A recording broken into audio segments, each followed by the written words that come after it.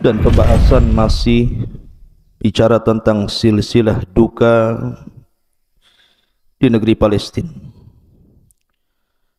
di mana di pagi hari ini kita akan membahas tentang sejarah hitam dan kelamnya bangsa Yahudi dari zaman ke zaman. Ma'asyiral muslimin yang dimuliakan Allah Subhanahu wa taala, ada beberapa poin sebelum saya menjelaskan tentang sejarah kelam bangsa Yahudi ini. Yang pertama, kalau cerita tentang Yahudi ataupun Bani Israel, tentu tidak semua Yahudi dan Bani Israel itu memiliki sejarah hitam dan kelam. Karena di antara mereka ada mukmin yang saleh dan juga ada orang-orang yang fasik dan zalim. Dan itu digambarkan dalam beberapa ayat dalam Al-Quran, di antaranya surah As-Sajdah ayat 23-24. Walaqad atayna Musal kitaba fala takun fi miryatin min liqa'i wa ja'alnahu hudan li bani Israil wa ja'alna minhum a'immatan yahduna bi amrina lamma sabaru wa kanu bi ayatina yuqinun.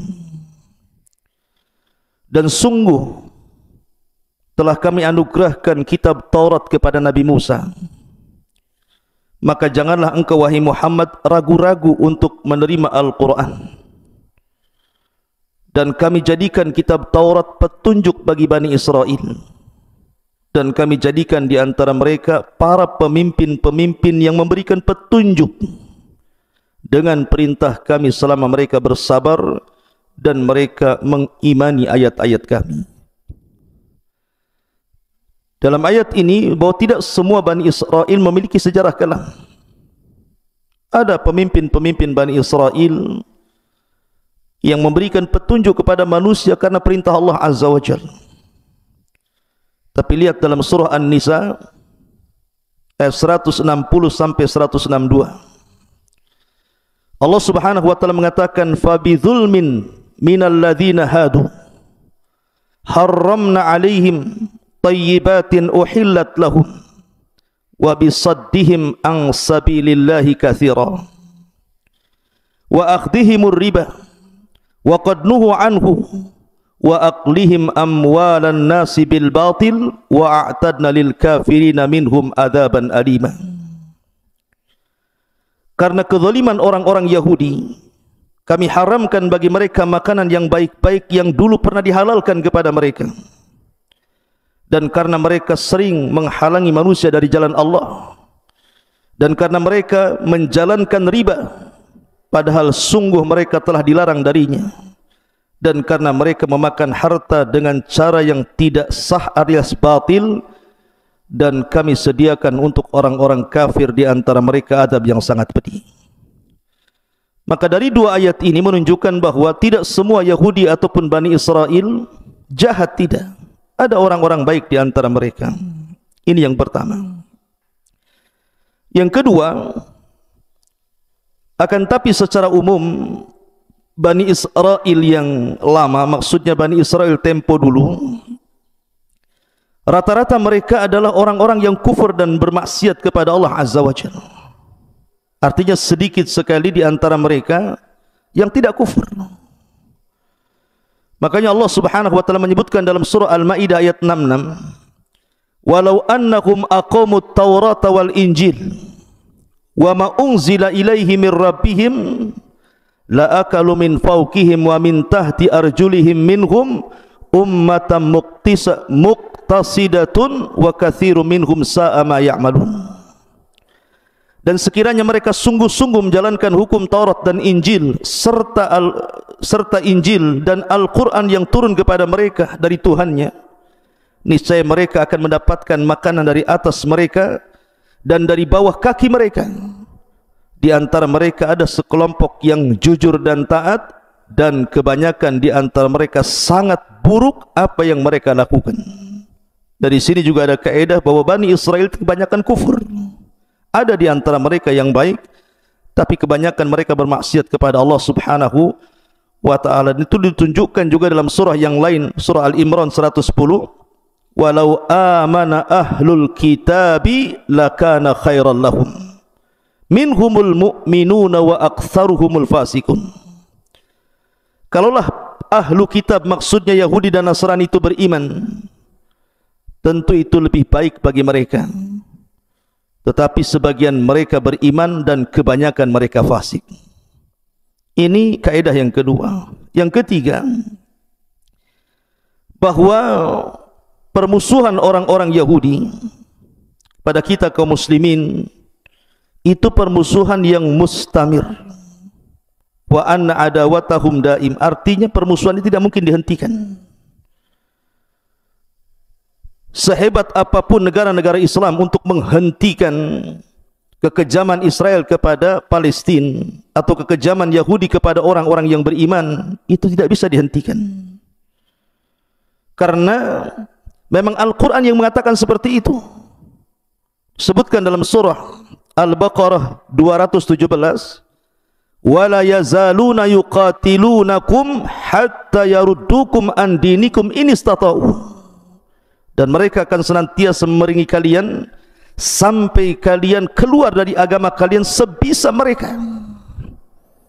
Dan juga Allah mengatakan, wala tarda ankal yahudu wala nasara hatta tattabi'a millatahum. Tidak akan redha selamanya. Lan di sini yufidu ta'bid, artinya selamanya orang-orang Yahudi itu dan Nasrani tidak akan ridha kepada kalian sampai kalian mengikuti agama mereka.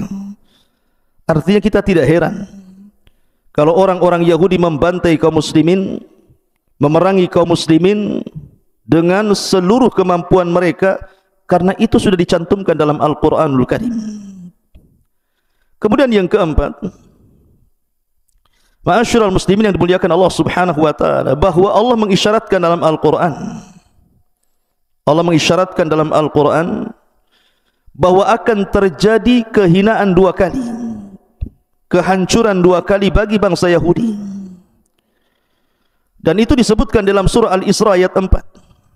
Allah mengatakan, wa qadayna ila bani Israila fil kitabi latufsidunna fil ardi marrataini wa la ta'luwanna uluwan kabira.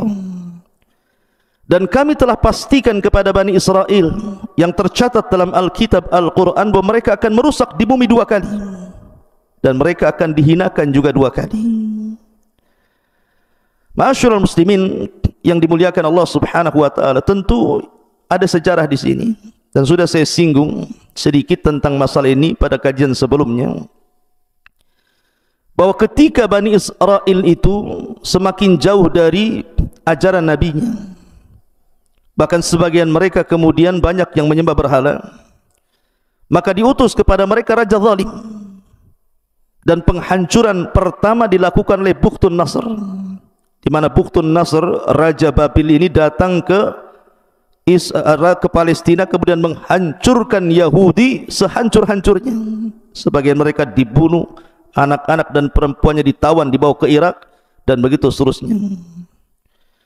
Kemudian juga yang kedua kalinya terjadi di masa Isa bin Maryam, ketika mereka mulai membunuh para nabi. Yahya dibunuh, Zakaria dibunuh, bahkan Isa pun upaya pembunuhan terjadi. Akan tapi Allah angkat Isa ke langit. Maka didatangkan kepada mereka orang-orang Romawi. Orang Romawi ini kemudian kembali menjajah Bani Israel, sampai akhirnya mereka terhina dua kali. Ini satu penafsiran. Ada yang mengatakan bahwa kehinaan Bani Israel atau orang-orang Yahudi itu terjadi di zaman Rasul. Ketika Bani Qunaiqah terusir dari Madinah, kemudian Bani Nadir terusir dari Madinah, kemudian Bani Quraidah terusir dari Madinah, terakhir mereka berkumpul di Khaybar. Dan Nabi SAW berhasil mengalahkan orang-orang Khaybar. Maka dari sini orang-orang Yahudi akan terus terhina. Makanya di zaman Umar bin Khattab, Persia dikuasai sampai ke Baitul Maqdis. Kemudian terulang di zaman Salahuddin Al-Ayyubi, juga terulang lagi Baitul Maqdis dikuasai kaum muslimin. Dan kelak di akhir zaman orang-orang Yahudi pun akan dihinakan oleh Al-Mahdil Muntadhar Muhammad ibn Abdullah rahimahullahu ta'ala. Ma'asyiral muslimin yang dimuliakan Allah Azza wa Jalla. Kemudian yang nomor 5, Allah Subhanahu wa ta'ala mengatakan dalam surah Al-Imran ayat 111, lan yadhurrukum illa adha wa yuqatilukum yuwallukumul adbar thumma la yunsarun. Mereka tidak akan membahayakan kamu kecuali gangguan-gangguan kecil saja, dan jika mereka melarang kamu, niscaya mereka mundur berbalik ke belakang, kalah artinya selanjutnya mereka tidak mendapatkan pertolongan Allah Azza wa Jalla. Artinya sehebat apapun orang-orang Yahudi menyerang kaum muslimin, itu tidak akan membahayakan kaum muslimin kecuali sedikit. Walaupun sekarang pertempuran sengit Israel kepada Palestina, maka itu bagian-bagian riak-riak kecil saja. Sebab kalau betul-betul bertempur kaum muslimin dengan orang-orang Yahudi di mana seluruh kaum muslimin dunia bersatu, mereka tidak ada apa-apanya. Karena Allah Subhanahu wa taala yang mengatakan lan yadhurrukum illa adha wa yuqatilukum yuwallukumul adbar thumma la yunsarun. Mereka tidak akan membahayakan kamu kecuali gangguan-gangguan kecil saja. Dan jika mereka memerangi kamu, niscaya mereka akan kalah mundur ke belakang. Selanjutnya mereka tidak akan ada pertolongan sama sekali. Ma'asyiral muslimin yang dimuliakan Allah Subhanahu wa ta'ala, baik kita akan masuk kepada sisi gelap bangsa Yahudi dari zaman ke zaman. Ma'asyiral muslimin yang dimuliakan Allah Azza wa Jalla, berkembangnya orang-orang Yahudi itu terjadi di Mesir. Jadi ketika Nabi Allah Yusuf alaihi salatu wassalam memboyong seluruh keluarga ayahnya Yakub, kemudian putra-putra Yakub yang 12 itu beranak pinak berketurunan, akhirnya kemudian mereka berkembang cukup pesat di Mesir sehingga mereka disebut Bani Israel. Karena Israel itu nisbat kepada Yakub. Yakub itu artinya Israel. Kenapa disebut Israel? Ada yang mengatakan bahwa Yakub itu selalu berjalan tengah malam untuk tafakur, memandang kekuasaan Allah Azza wa Jalla. Dan berjalan tengah malam dalam bahasa Arab itu disebut Isra. Makanya ada perjalanan Rasul itu Isra Mi'raj. Kenapa Isra? Karena perjalanan tengah malam. Lah karena Yakub suka keluar malam memandang kekuasaan Allah Azza wa Jalla, maka disebut Isra, yang kemudian ditambah il, Israel. Il itu artinya Allah, hamba Allah yang senantiasa tafakur di tengah malam. Ini satu penafsiran. Ada yang mengatakan Israel itu dari bahasa Ibrani. Il itu Allah, Isra itu artinya hamba Allah, jadi Abdullah. Israel artinya Abdullahi, hamba Allah. Karena Nabi Yakub adalah orang yang sangat kuat ibadahnya kepada Allah Subhanahu wa ta'ala, maka dinisabkan kepada dia bahasa Ibrani namanya Israel. Jadi keturunan Yakub disebut Bani Israel. Dari mana? Dari 12 putranya, termasuk juga Nabi Yusuf, Binyamin, Lawa, kemudian Yahuda dan yang lainnya. Lah di zaman Yusuf inilah Bani Israel dihormati oleh Fir'aun. Tentu Fir'aun di zaman Nabi Yusuf, bukan Fir'aun di zaman Nabi Musa. Sampai akhirnya ketika Yusuf meninggal dunia, barulah kemudian terjadi perbudakan hebat oleh kaum Kibti. Kaum Kibti ini kabilahnya Fir'aun, sehingga mereka merasa dihinakan luar biasa. Dan itu bertahun-tahun. Sampai akhirnya kemudian muncullah seorang Nabi yang sangat masyhur dari Nabi-Nabi Bani Israel. Satu di antara ulul azmi minar rusul, Nabi yang disematkan kalimur rahman. Nabi Musa alaihi salatu wassalam sang penyelamat Bani Israel. Di sini kisah dimulai. Jadi ketika Nabi Musa alaihi salatu wassalam mendakwahi Fir'aun, subhanallah, mata-mata Bani Israel ini, mereka melihat mukjizat Nabi Musa yang luar biasa. Mereka melihat tongkat yang berubah menjadi ular, sebagaimana Allah subhanahu wa ta'ala firmankan dalam surah Al-Qasas 31. Bani Israel melihatnya. Kemudian juga tangan yang bersinar putih, kalau dimasukkan ke pesaknya kemudian dikeluarkan, tangannya seperti baterai, memiliki cahaya. Dan itu disebutkan juga dalam surah Al-Qasas 32. Dan Bani Israel melihatnya. Kemudian ketika terjadi wabah dan kekeringan yang hebat yang menimpa kepada kaum Kibti yang sebutkan dalam surah Al-A'raf 130, Bani Israel pun melihatnya. Kemudian ketika membuat banjir sungai Nil, dan itu juga disebutkan di dalam Al-Quran surah Al-A'raf 133, Allah mengatakan fa arsalna alaihimut tufan wal jarad wal qummal wad dafadi wad dama ayatin mufassalatin fastakbaru wa kanu qauma mujrimin. Maka kami kirimkan kepada mereka tufan, di mana sungai Nil itu meluap airnya, bahkan belalang, kutu, katak, darah, air minum berubah menjadi darah, sebagai bukti-bukti yang jelas. Tetapi mereka tetap menyombongkan dirinya. Mereka adalah kaum yang berdosa. Artinya Bani Israel melihat mukjizat ini. Kemudian juga melenyapkan uang. Subhanallah, Nabi Musa meminta kepada Allah untuk melenyapkan uang dan harta Fir'aun serta para pengikutnya. Dalam tafsir yang disebutkan, maksud uang di sini adalah emas. Di zaman itu kan pakai emas uangnya. Sehingga Allah Subhanahu wa taala mengatakan dalam surah Yunus ayat 88. Kemudian juga ketika membelah lautan, Nabi Musa membelah lautan, Bani Israel betul-betul melihatnya. Sampai-sampai ketika mereka mengatakan wa inna lamudrakun, wahai Musa, mereka sudah mengepung kami, gimana ini? Musa menenangkan Bani Israel dan mengatakan, tenang, inna ma'iyallah sayahdin, kebersamaan kita dengan Allah akan berikan petunjuk. Akhirnya kemudian dipukulkan tongkat itu di Laut Merah. Laut Merah menjadi 12 jalan sesuai dengan jumlah kabilah. Bani Israel melihatnya. Kemudian juga mengeluarkan air dari bebatuan, sebagaimana Allah Subhanahu wa taala menyebutkan dalam surah Al-A'raf 160. Wa idhistasqa Musa liqaumihi faqul nadrib bi asakal hajar fanfajarat minhu ithnata asyrata aina. Dan ingatlah ketika Musa memohon air untuk kaumnya, lalu Allah berfirman, pukullah batu itu dengan tongkatmu, lalu mancarlah air darinya 12 mata air. Bani Israel betul-betul melihatnya. Artinya Bani Israel itu diberikan karunia mampu melihat mukjizat Nabi Musa. Akan tetapi saya katakan, walaupun Bani Israel melihat begitu banyak mukjizat yang Allah tampakkan di hadapan mereka dari Nabi Musa alaihi salatu wassalam, tapi Bani Israel ini kaum yang kufur, tidak bersyukur, keras kepala, degil. Bahkan ketika baru saja dilewatkan dari sungai Nil, kemudian Fir'aun ditenggelamkan dan mereka melihatnya. Ketika Fir'aun sudah tenggelam itu, mereka enggak percaya Fir'aun tenggelam, sehingga mereka meminta Nabi Musa untuk diperlihatkan jasadnya. La haula wala quwata illa billah. Akhirnya Allah Subhanahu wa taala mengembalikan jasad Fir'aun. Baru setelah dilihat oleh Bani Israel, baru yakin Fir'aun itu mati. Sudah jelas-jelas mereka melihat Fir'aun itu tenggelam, masih juga ingin melihat jasadnya. Cukup saya di sini? Tidak.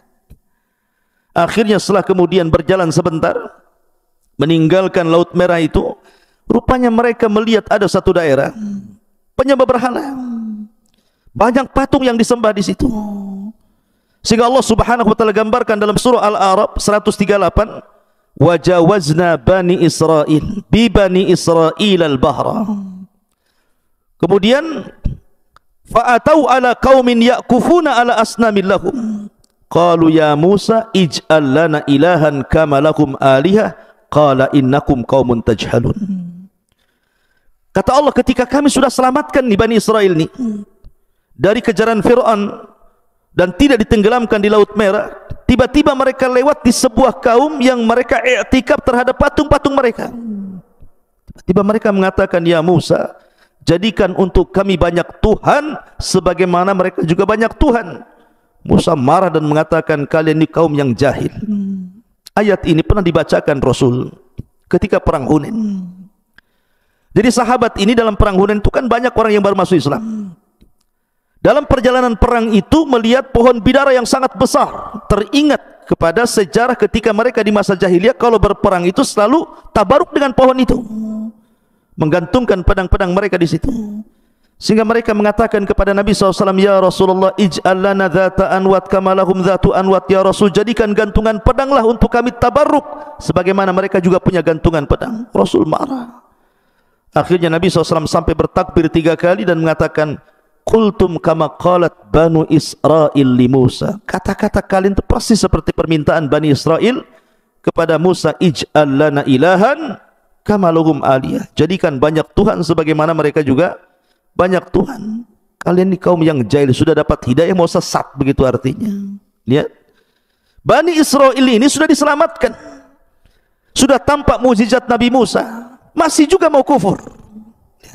Bagaimana sejarah ini terulang? Ma'asyiral muslimin yang dimuliakan Allah Subhanahu wa taala. Kemudian juga masih dalam perjalanan menuju negeri yang disucikan, banyak peristiwa di sini yang menunjukkan sejarah kelam dan hitamnya bangsa Yahudi saat bersama Nabi Musa menuju Palestina. Di antaranya adalah ketika mereka lewat di sebuah tempat, mereka tidak bisa keluar dari situ. Jadi mereka nyasar, mungkin bahasa kitanya, tidak bisa keluar dari situ. Rupanya diingatkan Nabi Musa oleh para uqalah, orang-orang yang berakal atau tokoh-tokoh dari Bani Israel ini, bahwa ada wasiat Nabi Yusuf. Ada wasiat Nabi Yusuf. Sebelum Nabi Yusuf meninggal dunia, Nabi Yusuf meminta agar jasadnya tidak dikubur di Mesir, tapi dibawa ke Palestina, dikubur di Palestina. Ini yang menjadikan tersesatnya Musa dan Bani Israel karena tidak membawa jasad Nabi Yusuf. Dari sini ada kisah di zaman Nabi SAW. Nabi SAW setelah pulang dari Khaybar, melawan Khaybar dan berhasil menaklukkan orang-orang Yahudi Khaybar, dan itu perang terakhir melawan orang-orang Yahudi. Pulang Rasul dengan para sahabat kehabisan bekal. Di tengah jalan dia pun mampir di seorang nenek dari nenek-nenek Bani Israel, nenek-nenek Yahudi, nenek Yahudi di zaman Rasul yang berada di perbatasan kota Madinah. Maka Rasul minta dijamu.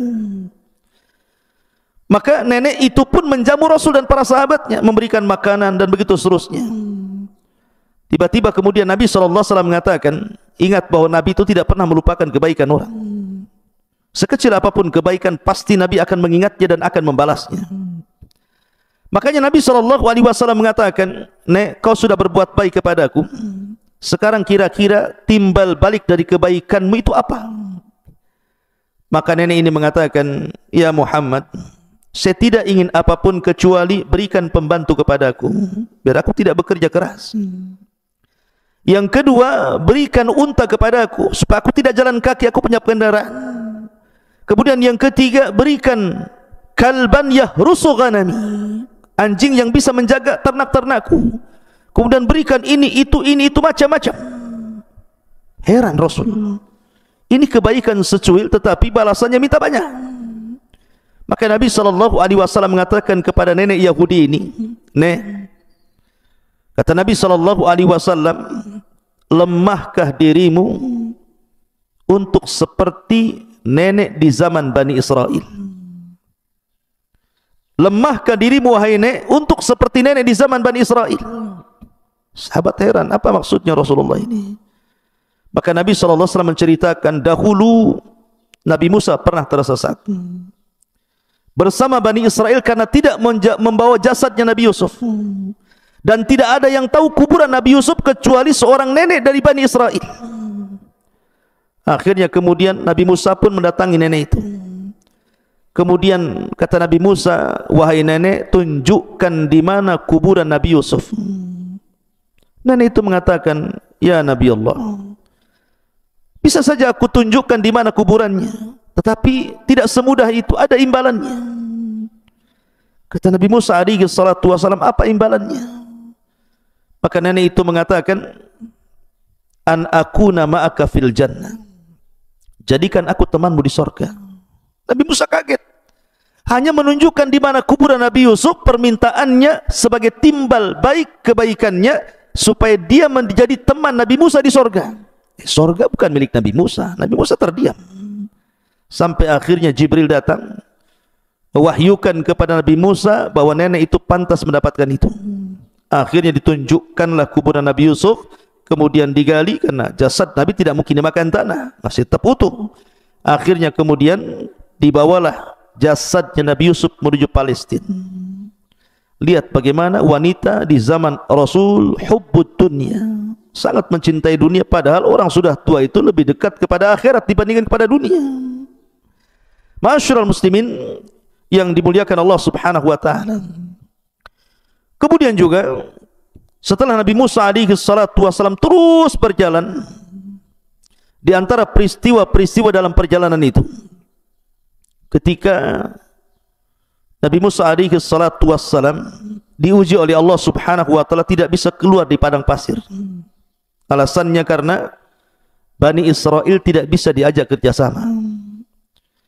Ketika mereka sampai di perbatasan Palestina, tinggal masuk saja ke Palestina lewat jalur Ariha, kota tertua di dunia. Tiba-tiba mereka takut dengan orang-orang Kan'aniun, penduduk asal Arab yang sudah tinggal di Palestina sebelumnya.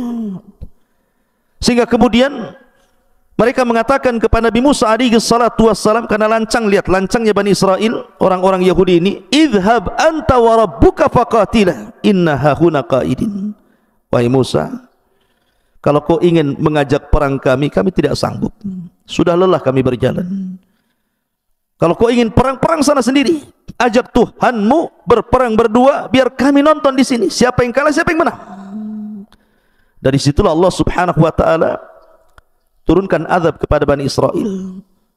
Ketika mereka berada di padang pasir, disebar kabut di mana-mana, sehingga mereka tidak bisa keluar dari negeri itu. Bayangkan, kabut di mana-mana. Setiap mereka berjalan ke sana, balik lagi ke sini.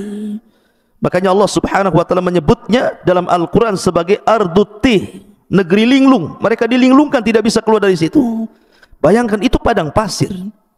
Tidak ada tanaman, tidak ada air, tidak ada tumbuh-tumbuhan, betul-betul padang pasir kering kelontang. Kalau seandainya bukan karunia Allah, mereka bisa mati kelaparan. Tetapi Bani Israel ini degil. Mereka datang kepada Nabi Musa meminta makanan yang turun dari langit, ma'idatan minas sama. Ditolak Nabi Musa? Tidak. Nabi Musa tidak menolaknya. Nabi Musa justru mengabulkannya. Akhirnya Nabi Musa alaihi salatu wasallam berdoa kepada Allah Subhanahu wa taala. Dari situlah Allah Subhanahu wa taala tiba-tiba kemudian menurunkan dua makanan yang sangat lezat. Yang pertama disebut al-manna, yang kedua disebut salwa. Manna itu semacam madu, salwa itu semacam daging burung. Ada yang mengatakan roti yang ada daging di dalamnya, itu manna salwa. Dan itu sudah diletakkan Allah Azza wa Jalla di waktu mereka harus makan. Jadi kalau seandainya makan 3 kali, pagi, siang, sore, mereka tinggal ngambil saja. Kemudian mereka mengeluh kepada Nabi Musa, ya Musa, tidak ada pohon, kami panas. Akhirnya Nabi Musa alaihi salatu wasallam berdoa, kemudian didatangkan awan di kepala mereka. Awan ini menaungi mereka dari panas matahari. Kemudian mereka mengatakan, ya Musa, kami haus. Akhirnya Nabi Musa alaihi salatu wassalam memukulkan tongkat di batu, kemudian terpancar 12 mata air. Wa idhistasqa Musa liqaumihi faqul nadrib bi asakal hajar fanfajarat min khuthnata asyrata aina. Kenapa tidak satu mata air untuk rame-rame? Kenapa mesti 12? Karena Bani Israel itu satu kabilah dengan kabilah yang lainnya bermusuhan. Makanya Allah mengatakan apa? Tahsabuhum jami'an wa qulubuhum syatta. Kau lihat mereka bersatu. Tidak, orang Yahudi itu mereka bercerai-berai di antara mereka. Makanya biar tidak ribut, dibuat masing-masing mata air. Kabilah Benyamin sendiri, kabilah Yusuf sendiri, kabilah Yahuda sendiri, kabilah Lawas sendiri, dibuat masing-masing. Karena mereka terkenal suka bertikai. Lama mereka diberikan nikmat oleh Allah Subhanahu wa taala seperti itu. Tapi apa yang terjadi? Rupanya mereka bosan memakan manna dan salwa itu. Akhirnya kemudian karena bosannya memakan manna dan salwa, maka mereka pun meminta kepada Nabi Musa alaihi salatu wassalam untuk makan makanan yang lain. Kami pengen sayuran, kami pengen bawang-bawangan. Nabi Musa alaihi salatu wassalam heran dengan perilaku Bani Israel. Kenapa diberikan makanan yang enak tetapi memilih makanan yang tidak enak? Makanya Allah Subhanahu wa taala gambarkan di dalam Al-Quran sendiri tentang bagaimana kisah Bani Israel yang meminta kepada Nabi Musa makanan selain makanan yang telah dianugerahkan kepada mereka dari langit. Allah Subhanahu wa taala menjelaskan dalam surah Al-Baqarah, di antaranya adalah ketika mereka meminta makanan-makanan itu, Nabi Musa sempat marah dan mengatakan, ihbitu misran fa inna lakum ma sa'altum. Kalau kalian ingin sayur-sayuran, ingin bawang-bawangan, kalian tinggal turun ke kota-kota. Misran di sini bukan Mesir, artinya kota-kota. Kalian tinggal turun ke kota-kota, ke desa-desa, ke daerah-daerah, tinggal beli, dapat. Tapi manna dan salwa ini berbeda. Karena manna dan salwa ini makanan dari langit. Lah sebab itulah akhirnya Allah Subhanahu wa taala hinakan orang-orang Yahudi, hinakan Bani Israel karena mereka menentang nabinya. Kemudian juga di antara kisah yang lain juga yang masih di Arduti tadi, ketika Nabi Musa alaihi salatu wassalam datang dengan rombongan Bani Israel, orang-orang Kan'an ini ketakutan. Lah ada seorang murid Nabi Musa yang menguasai Ismul Azam, nama-nama yang sangat agung, yang kemudian ditugaskan Nabi Musa untuk berdakwah di negeri Kanaan. Namanya Bal'am ibn Ba'ura. Lah orang-orang Jabbariyun ini, orang-orang Kanaan ini datang kepada Bal'am dan mengatakan, ya Bal'am, Nabi Musa datang dengan pasukan Bani Israel hendak menyerbu kami. Sebaiknya kau berdoa kepada Allah Azza wa Jalla untuk kehancuran mereka. Bal'am ini ulama Bani Israel, dan dia orang soleh Bani Israel, bukan orang biasa. Bal'am tidak mau pada awalnya, tapi karena setiap hari datangkan harta, datangkan jabatan macam-macam, akhirnya luluh juga hatinya. Kemudian dia berdoa kepada Allah Subhanahu wa taala untuk mendoakan kecelakaan Nabi Musa. Tetapi setiap dia berdoa kecelakaan kepada Nabi Musa, kecelakaan itu justru menimpa kepada kaum Kan'an. Sampai orang-orang mengatakan, ya Bal'am, kami suruh kau mendoakan kejelekan kepada mereka, kenapa kau berdoa kejelekan untuk kami? Maka Bal'am mengatakan, khasirat dunya wal akhirah, sungguh telah rugi duniaku dan akhiratku. Sudah hilang duniaku, sudah hilang pula akhiratku. Karena sudah terlanjur, dalam bahasa kita mungkin, ya sudah basah mandi sekali. Akhirnya Bal'am mengatakan kepada orang-orang, sediakan gadis-gadis terbaik kalian, goda Bani Israel. Kalau satu di antara orang pilihan Nabi Musa tergoda dengan gadis kalian, itu sudah cukup. Akhirnya kemudian disuruh jualan, masuk ke tenda-tenda. Rupanya satu di antara orang Nabi pilihan Nabi Musa alaihi salatu wassalam tergoda pula dengan wanita ini. Akhirnya sampai melakukan perzinahan. Dengan sebab berzinahnya orang ini, maka Allah Subhanahu wa taala timpakan penyakit taun. Ribuan Bani Israel mati dalam satu hari. Akhirnya kemudian dicari-cari penyebabnya. Rupanya penyebabnya karena orang pilihan Nabi Musa ada yang berzina. Maka diutuslah seseorang untuk membunuh orang itu, masuk ke dalam tendanya, kemudian dilihat dia sedang berzina, ditombak dari punggungnya menancap sampai ke perut wanitanya. kemudian dibawa kayak sate ke luar tenda sambil mengacungkan ke langit dan mengatakan, hakadha liman asak, jazaan liman asak, beginilah balasan bagi orang yang telah bermaksiat kepadamu ya Rabb. Akhirnya kemudian wabah itu pun dihilangkan. Lihat bagaimana Bani Israel. Ma'asyiral muslimin yang dimuliakan Allah Subhanahu wa taala. Termasuk juga Nabi Musa alaihi salatu wasallam terfitnah di negeri ini oleh orang laki-laki yang sangat indah bacaan Tauratnya, menguasai qiraat Taurat, bahkan paling indah bacaannya, dan orang suka dengan suaranya. Siapa dia? Qarun. Qarun itu orang dekat Nabi Musa, memiliki suara indah, dan suka manusia kepada Qarun karena bacaan Taurat yang indah luar biasa. Awalnya Qarun ini diberikan rezeki, masih mau bayar zakat, masih sedekah. Tapi ketika betul-betul Allah bukakan kepada Qarun ini harta yang banyak, sombonglah dia. Lebih parahnya, dia memerintahkan seorang pelacur yang hamil untuk mengakui bahwa dia dihamili Nabi Musa. Terjadilah mubahalah di sini. Maka Nabi Musa marah. Akhirnya berdoa kepada Allah, dan Allah perintahkan Nabi Musa untuk memerintahkan bumi menenggelamkan Fir'aun. Wa khasafna bihi wa bidarihil ardh. Akhirnya Allah tenggelamkan Qarun dan seluruh hartanya. Makanya ada istilah harta Qarun. Ma'asyiral muslimin yang dimuliakan Allah Subhanahu wa taala. Cukup sampai di sini kisahnya? Tidak. Masih banyak kisahnya. Ketika Nabi Musa alaihi salatu wassalam tidak bisa keluar dari Ardut Tih ini, makanya Nabi Musa kemudian membuat negara berbasis kota di dalam Ardut Tih itu. Tetapi namanya negara itu pasti harus ada undang-undang yang mengaturnya. Dan ketika itu belum turun Taurat kepada Nabi Musa. Musa itu hanya mengandalkan suhuf. Makanya Allah mengatakan, inna hadza lafi suhufil ula suhufi Ibrahim wa Musa. Jadi masih mengandalkan suhuf, belum ada Taurat. Maka Musa meminta kepada Allah untuk dibuatkan undang-undang kepada Bani Israel, dan Allah Subhanahu wa taala kabulkan. Musa disuruh keluar dari Ardut Tih menuju Bukit Saina. Ketika itu Musa mengatakan kepada Harun, pimpin Bani Israel, aku tidak lama, hanya 40 malam saja. Berkat Nabi Musa. Ketika 40 malam ini, rupanya 10 hari sebelum kepulangan Nabi Musa, Bani Israel kufur. Kenapa kufur? Rupanya ada orang munafik di zaman itu yang membuat patung anak sapi namanya Samiri. Samiri inilah yang kemudian memurtadkan sebagian besar Bani Israel.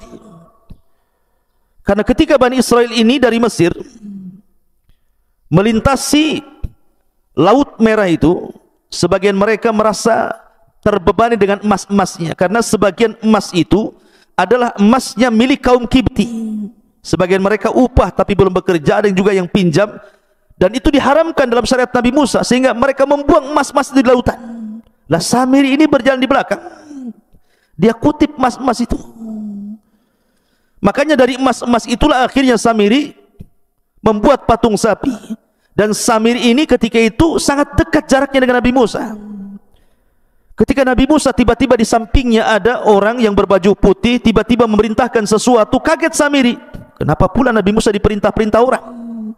Nabi Musa, Samiri sudah mulai curiga ini. Jangan-jangan itu malaikat. Ya, memang itu malaikat Jibril. Ketika Nabi Musa hendak memukulkan lautnya supaya rapat, kata Jibril, tunggu dulu, sampai Fir'aun di tengah lautan. Baru setelah kemudian Fir'aun di tengah-tengah, kata Jibril, pukulkan sekarang. Baru dipukulkan, rapatlah lautan, tenggelamlah Fir'aun. Musa ini memperhatikan orang yang berbaju putih itu. Ketika orang berbaju putih dinaik kuda putih, diperhatikan tempat pijakannya. Setiap dia memijak, diambil pasirnya, memijak, diambil pasirnya.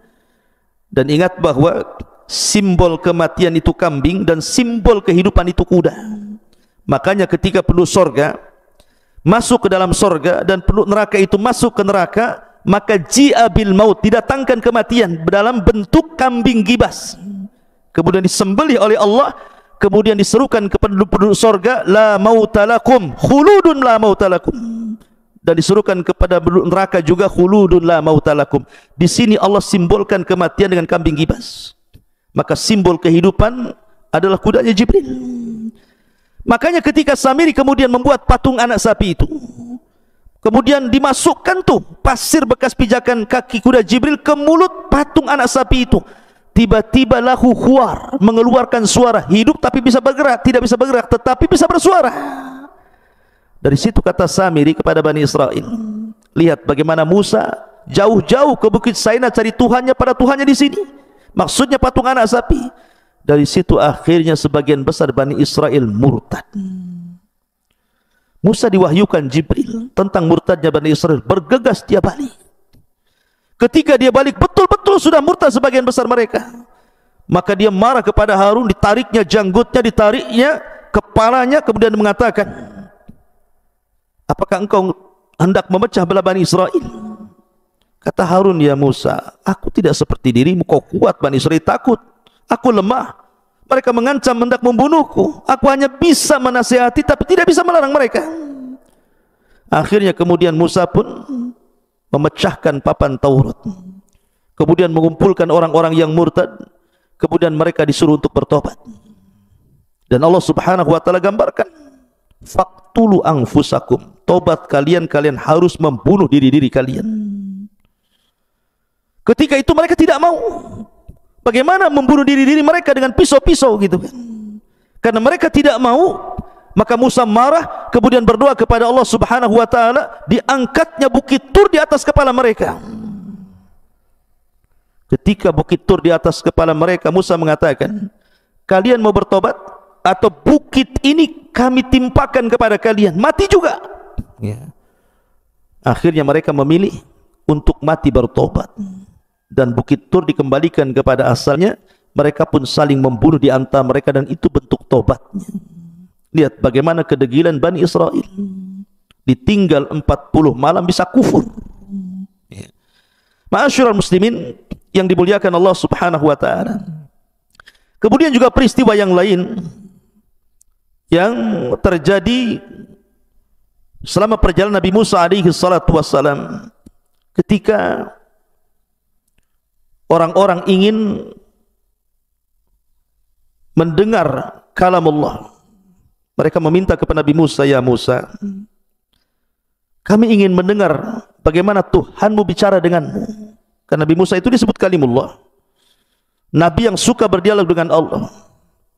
Akhirnya Nabi Musa kabulkan, ayo, tapi ikut saya ke Bukit Saina. Akhirnya Musa pun berangkat duluan, dan mereka belakangan. Sesampainya Nabi Musa di Bukit Saina itu, Nabi Musa berdialog dengan Allah. Suaranya terdengar, karena ketika itu banyak kabut. Suaranya terdengar oleh Bani Israel yang ada di belakangnya. Jadi sengaja Allah memperdengarkan suaranya kepada Nabi Musa dan kepada Bani Israel, 70 pilihan Bani Israel yang ikut di belakangnya. Tapi karena ada terhalang kabut, mereka hanya bisa mendengar dialognya Musa dengan Rabbnya, Allah Subhanahu wa ta'ala. Setelah kabut itu hilang, akhirnya mereka pun masih kurang yakin. Sampai-sampai mereka mengancam Nabi Musa dan mengatakan, lan nu'mina laka hatta narallaha jahrah. Wahai Musa, kami belum yakin sampai kami melihat Tuhanmu. Padahal awalnya mereka minta diperdengarkan suara Allah, sekarang minta pula diperlihatkan. Kurang ajar tidak tuh? Apa yang terjadi? Maka Allah mengatakan, fa akhadathhumus sa'iqatu wa antum tanzurun. Allah kirim petir sehingga mereka semua mati. Setelah kemudian mereka mati, Allah hidupkan kembali. Baru mereka sadar bahwa permintaan itu mustahil. Bagaimana mungkin Allah bisa dilihat? Tapi lihat bagaimana degilnya Bani Israel kepada nabinya, sampai sedemikian rupa mereka meminta permintaan kepada Nabi Musa alaihi salatu wassalam. Ma'asyiral muslimin yang dimuliakan Allah Azza wa Jalla, bukan itu saja. Nabi Musa itu punya kebiasaan kalau mandi sendiri, tapi kalau Bani Israel mandi itu bareng-bareng di sungai. Sama dengan orang kampung ya, zaman dulu itu kalau mandi kan rame-rame itu di sungai. Sehingga mereka menuduh Nabi Musa itu punya cacat di badannya.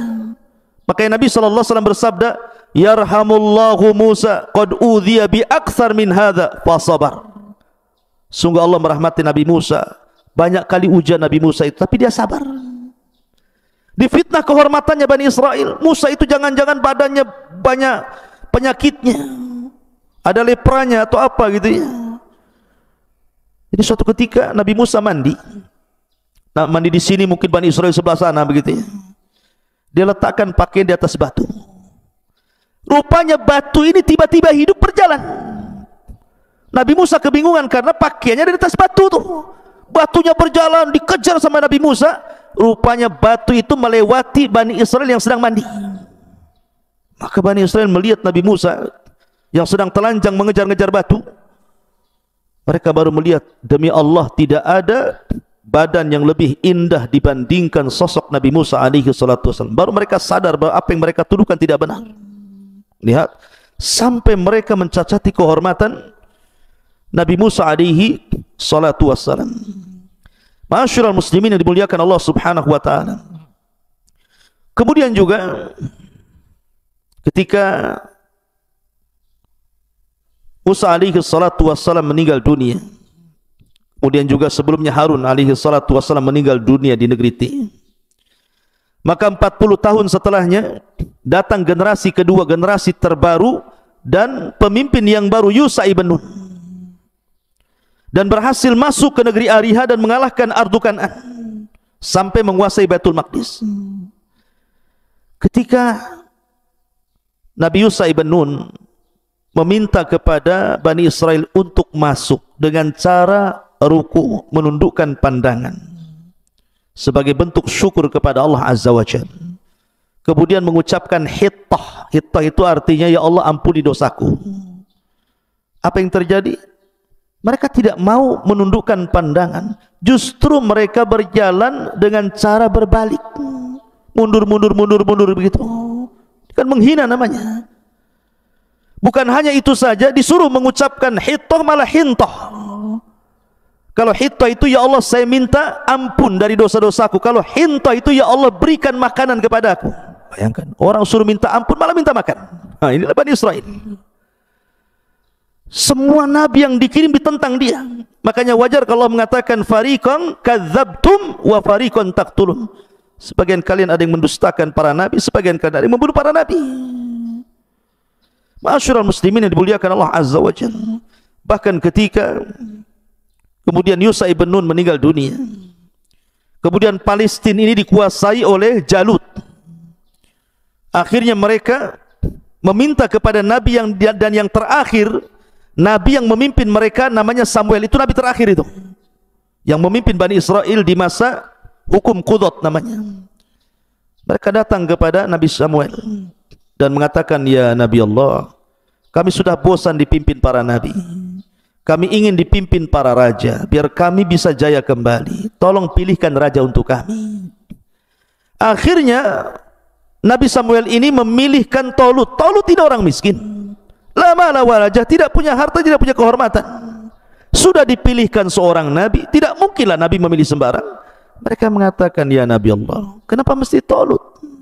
Kenapa nggak ada orang lain? Raja itu kan harusnya kuat, harusnya punya kecerdasan, harusnya punya harta yang banyak. Ini siapa Tolut ini? Kami tidak kenal dia. Tapi kemudian Samuel mengatakan, Tolut ini dilebihkan oleh Allah, dia pilihan Allah. Kemudian dilebihkan tenaganya, dilebihkan kecerdasannya. Memang tidak ada hartanya, tapi alamat bahwa dia akan menjadi raja kalian, nanti tabut akan sampai kepadanya. Karena tabut itu kan dicuri oleh orang Jalut, dan tabut ini adalah barang yang sangat diberkahi. Makanya Nabi Musa kalau perang itu selalu membawa tabut, dan kalau bawa tabut pasti menang. Nah, tabut itu dicuri, makanya mereka lemah. Tiba-tiba betul Allah mengirim malaikat membawa tabut, dilayangkan di langit, persis diletakkan di depan Tolut. Baru mereka yakin Tolut raja mereka. Berangkatlah mereka jihad. Tolut membuat aturan di sini. Kalau kalian ingin perang bersama saya, nanti akan melewati sungai syariah. Di sungai syariah ini kalian tidak boleh minum banyak kecuali hanya satu tegukan saja. Kalau tidak, kalian tidak berhak menjadi pasukanku. Berangkatlah sampai di sungai syariah itu. Rupanya karena mereka sudah berjalan lama lewat padang pasir, lembah, gunung, bukit, haus juga mereka. Ketika melihat air banyak pula mereka minum, hanya sedikit yang meminum satu tegukan itu. Ada yang mengatakan jumlah mereka dari 80.000, sisanya hanya 4.000 yang ikut Talut. Yang 4.000 ini pun ketika kemudian melihat tentara Jalut yang besar-besar, yang banyak pasukannya, ciut juga. Akhirnya sebagian mereka lari tunggang langgang dan hanya tersisa 314 orang. Bayangkan, tinggal 314 orang aja, persis seperti tentara Badar. Ma'asyiral muslimin yang dimuliakan Allah Azza wa Jalla. Lah dari sinilah akhirnya Allah menangkan dengan terbunuhnya Jalut di tangan Nabi Allah Daud alaihi salatu wassalam, yang kemudian tampuk kepemimpinan jatuh kepada anaknya lagi namanya Nabi Allah Sulaiman. Dan ini kerajaan Bani Israel terkuat sepanjang sejarah, di mana Nabi Sulaiman memimpin kerajaan Bani Israel yang sangat kuat dan luar biasa. Ma'asyiral muslimin, ini sejarah kelam bangsa Yahudi zaman lampau sebelum kenabian Nabi sallallahu alaihi wasallam. Mari kita lihat beberapa akhlak orang-orang Yahudi dan berkaitan dengan zaman sebelum diutusnya Rasul, zaman di masa kenabian dan kerasulan Nabi sallallahu alaihi wasallam, dan di zaman setelahnya. Bagaimana akhlak mereka? Yang pertama, catatan hitam orang-orang Yahudi, dan itu tercantum semua dalam Al-Quran. Orang Yahudi itu syiddatul adawati lil mu'minin. Mereka sangat keras permusuhannya terhadap orang-orang yang beriman, dan itu diisyaratkan dalam surah Al-Ma'idah 82. La tajidanna ashaddan nasi adawatan lil ladzina amanul yahuda wal ladzina asyraku. Sungguh engkau akan dapati manusia yang paling keras permusuhannya terhadap orang-orang yang beriman. Siapa? Orang-orang Yahudi dan orang-orang yang menyekutukan Allah Azza wa Jalla. Waktu firman muliakan Allah Subhanahu wa taala, kita lihat di zaman kerajaan Ashabul Ukhdud. Siapa rajanya Ashabul Ukhdud itu? Yaman, ada satu daerah namanya Najran. Rajanya Yahudi, namanya Dzunwas. Dzunwas inilah yang kemudian memaksakan orang-orang Nasrani Najran untuk masuk agama Yahudi. Kalau tidak mereka disiksa. Sampai akhir cerita, akhirnya turun surah Al-Buruj, di mana Dzunwas raja Najran ini membakar orang-orang yang beriman sebanyak 20.000. Lihat kekejaman orang-orang Yahudi kepada orang-orang yang beriman. Raja Dzunwas membakar 20.000 orang-orang yang beriman, sehingga Allah gambarkan wa ma naqam minhum illa an yu'minu billahil azizil hamid. Ma'asyiral muslimin yang dimuliakan Allah Azza wa Jalla. Kemudian di zaman Rasul ada orang Yahudi namanya Syath ibn Qais. Syath ibn Qais ini orang Yahudi ini yang menyulut hampir berperang orang-orang Khazraj dan juga Aus. Jadi orang-orang Khazraj dan Aus ini suatu ketika sedang duduk-duduk. Dulu kan bermusuhan nih, Khazraj dan Aus ini perang terus tuh. Tiba-tiba setelah keduanya masuk Islam, baik pula keduanya, saling berjabat tangan, saling berpelukan, saling bersaudara gitu. Lah orang-orang Yahudi tidak sedap melihat pemandangan seperti itu. Jadi datanglah Syath ibn Qais Yahudi ini, kemudian ikut duduk-duduk pula di tempat orang-orang Ansar ini, Khazraj dan Aus sedang berbincang-bincang. Tiba-tiba kemudian dia menceritakan tentang sejarah lama permusuhan dua kabilah ini. Karena asiknya bicara, terpancinglah orang-orang Khazraj dan Aus ini. Terpancing keduanya. Karena terpancing itulah akhirnya hampir-hampir kemudian keduanya berperang, sehingga dia mengatakan as-silahu silah, as-silahu silah. Ya. Tetapi kemudian sampailah perkara ini kepada Nabi sallallahu alaihi wasallam. Datang Rasul. Kemudian kata Nabi sallallahu alaihi wasallam, atad'unal jahiliyata wa ana baina adhhurikum. Kenapa kalian bawa-bawa tradisi jahiliyah sementara aku berada di depan kalian? Lihat bagaimana orang Yahudi itu ngompor-ngompori supaya sesama kaum muslimin itu berperang, dan itu bentuk permusuhan yang luar biasa. Bahkan diceritakan oleh Ummul Mukminin Safiyah bintu Huyai ibn Akhtab yang belakangan menjadi istri Nabi. Safiyah ini bapaknya seorang raja, Bapaknya seorang pemimpin kabilah dan dia Yahudi bapaknya itu. Lah, Sofia menceritakan dalam sebuah riwayat, saya ini anak yang paling dicintai bapakku dan juga paman-pamanku, namanya Abi Yasir. Nah, suatu ketika Nabi SAW hijrah dari Mekah ke Madinah, ini bapaknya Sofia ini dengan pamannya Abu Yasir ini mendengar, kemudian coba melihat nasabnya. Rupanya Nabi yang diutus bukan dari Bani Israel, tapi dari bangsa Arab. Pulang mereka lemes, nggak ada tenaga. Rupanya salah perkiraan kita. Harusnya Nabi itu kan dari Bani Israel, kenapa pula orang Arab jadi Nabi katanya. Akhirnya kemudian keduanya saling berdialog. Yang satu mengatakan, ahuwa, apakah memang benar dia Nabi? Apakah dia benar memang Nabi? Maka kata satunya mengatakan, na'am wallah, ya mungkin juga dia Nabi. Kemudian yang satunya mengatakan, ata'rifuhu wa tuthbituhu, apakah engkau mengenalnya dan yakin? Dia mengatakan ya. Fama fi nafsika minhu, bagaimana pendapatmu sekarang ini? Rupanya Nabi bukan dari orang Arab tapi dari Bani Israel ini. Maka salah satunya mengatakan, adawatuh wallahi ma bakit, kami tidak terima, kami akan tetap bermusuhan selama nyawa di kandung badan. Mereka tidak ridho. Lihat ya, orang Yahudi itu tidak akan ridho selamanya, mereka akan membuat permusuhan kepada orang-orang yang beriman. Memang begitu tugas mereka.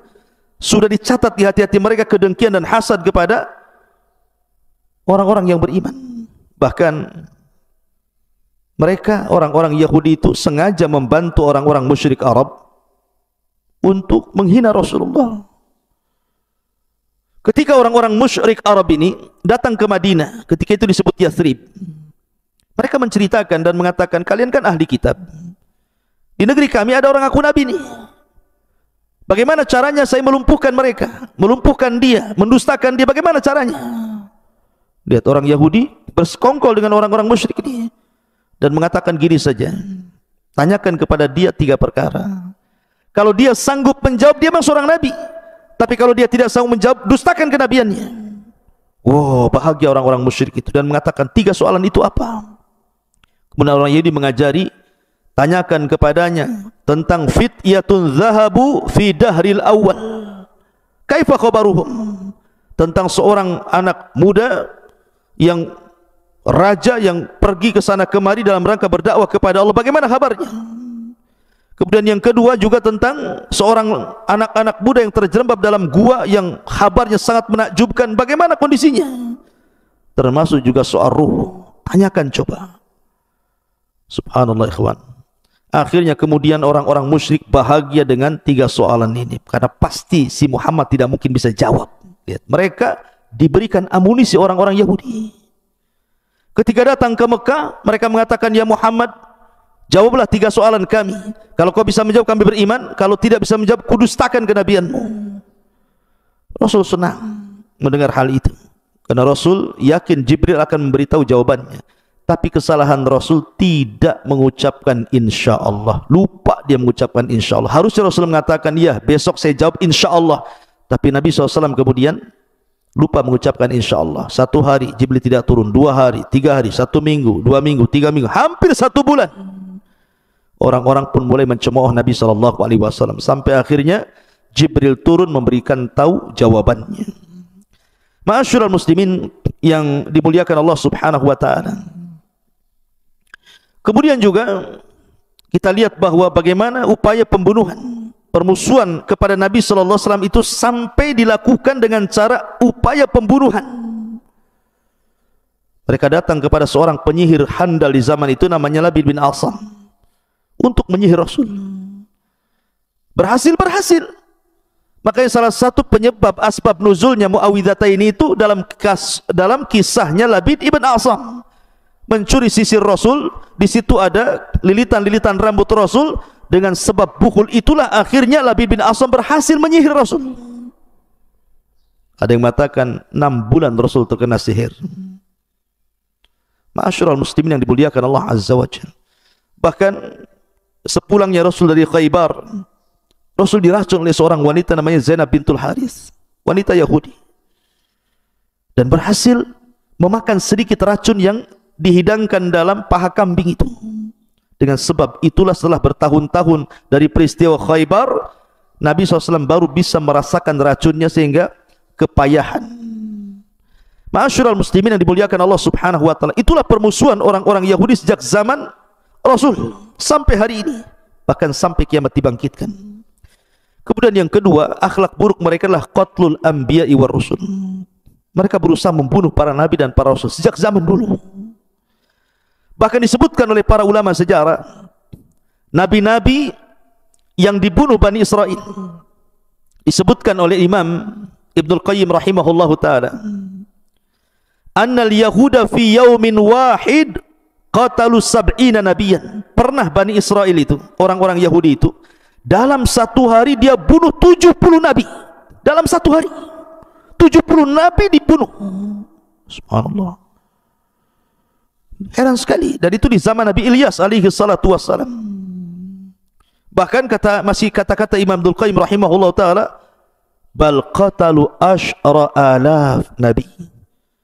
Bahkan setiap hari ada saja nabi yang dibunuh, sampai jumlah mereka 10.000 nabi.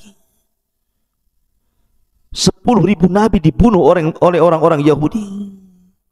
Nah, di antara nabi-nabi yang dibunuh itu yang sangat masyhurlah kisahnya Nabi Yahya, dibunuh oleh orang-orang Yahudi dengan cara dipenggal kepalanya.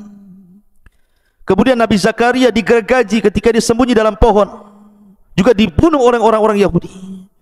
Kemudian juga upaya pembunuhan kepada Isa bin Maryam, tapi Allah angkat Isa ke langit sehingga tidak jadi dibunuh, karena Isa salah satu ulul azmi minar rusul, dan Rasul bukan Nabi, sehingga tidak ada Rasul yang dibunuh. Kemudian juga di antara nabi yang dibunuh adalah Yusa ibn Nun. Yusa ibn Nun dibunuh oleh orang Yahudi. Upaya pembunuhan. Tidak dibunuh, tapi ada upaya pembunuhan ketika Nabi Musa alaihi salatu wasallam meninggal dunia.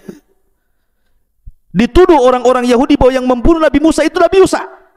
Bayangkan, dia dituduh membunuh Nabi Musa, sampai geram Bani Israel ini dan hendak membunuh Nabi Musa. Tapi setelah kemudian jelas bahwa dia bukan pembunuhnya, tapi Nabi Musa memang sudah ajalnya datang, akhirnya kemudian tidak jadi.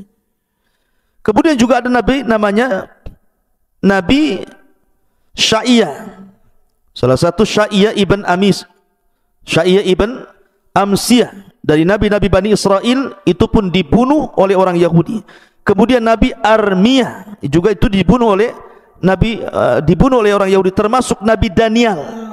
Nabi Daniel juga dibunuh orang-orang Yahudi di Mesir. Kemudian juga Nabi Hazkiel dibunuh. Kemudian juga Nabi Amus dibunuh. Bahkan saya katakan upaya pembunuhan pun terjadi kepada para nabi, termasuk Rasul sallallahu alaihi wasallam. Jadi banyak sekali nabi-nabi yang dibunuh, sampai Allah Subhanahu wa taala jelaskan dalam Al-Qur'an, yaqtulunal anbiya bighairil haq. Mereka membunuh para nabi tanpa hak dibenarkan. Dan itu sifat yang buruk bagi orang-orang Yahudi. Kemudian yang ketiga, tahrifut Taurat. Mereka suka merubah-rubah Taurat. Dan itu difirmankan dalam surah Al-Baqarah 75, afatatma'una an yu'minu lakum wa qad kana fariqum minhum yasma'una kalamullah thumma yuharrifuna min ba'di ma aqaluhu wa hum ya'lamun.